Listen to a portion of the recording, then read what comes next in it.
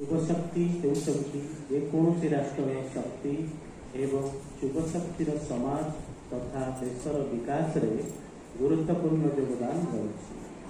तेणु यह अत्यंत गुरुत्वपूर्ण जे सर्वाधिक संख्यक युवक युवती निशामुक्त भारत अभियान रे सामिल होइतु। देशर एही आह्वान को स्वीकार करी आज आमे निशामुक्त भारत अभियान अधीन रे एकजुट होई संकल्प नेउछु जे केवल संप्रदाय परिवार बंधु बांधव नुहे बरं आमे मध्य निशामुक्त हेबु।